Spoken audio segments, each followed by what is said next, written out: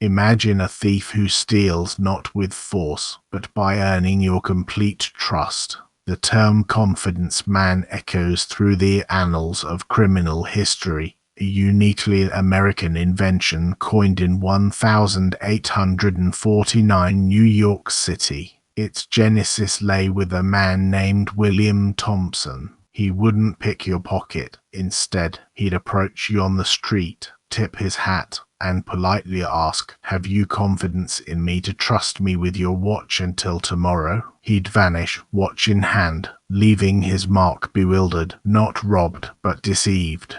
The genius of the confidence man lies in his subtle approach.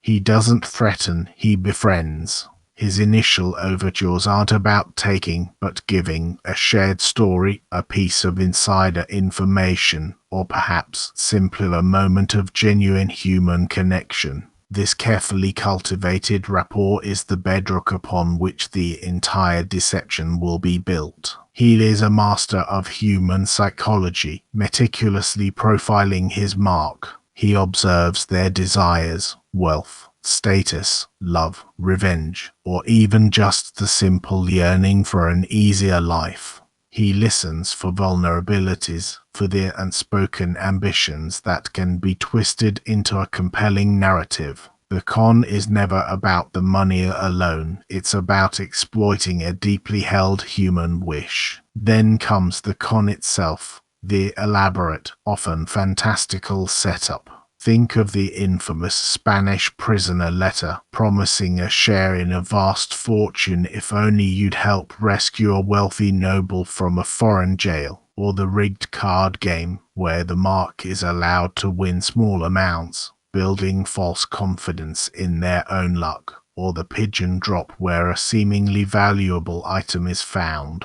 The con man doesn't demand, he lures. He ropes the mark in, often through a carefully staged scenario involving accomplices, known as shills. These shills act as fellow victims, or authoritative figures, lending credibility to the elaborate lie. The mark isn't pressured, they're subtly guided, often believing they are the smart ones seizing a unique opportunity. The touch is the moment of financial extraction. It's always presented as a temporary, urgent need, a bond, a bribe, an investment to unlock a much larger payoff.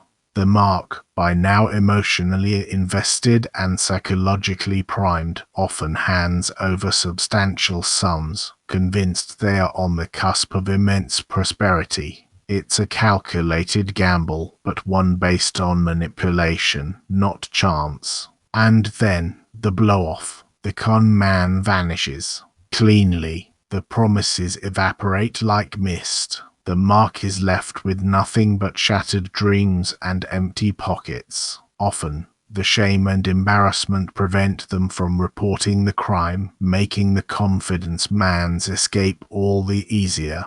The trust that was so painstakingly built is utterly destroyed, leaving a profound sense of violation. From the street corners of 19th century New York to the digital landscapes of today, the core methods remain strikingly similar. The tools may have evolved from a polite request for a watch to sophisticated phishing emails, but the underlying psychological principles are eternal. The confidence man isn't just a historical figure, he's a timeless predator preying on our deepest desires and our most human vulnerabilities. If you're intrigued by the enduring power of psychological manipulation, then watch our next deep dive into the Nigerian prince scam.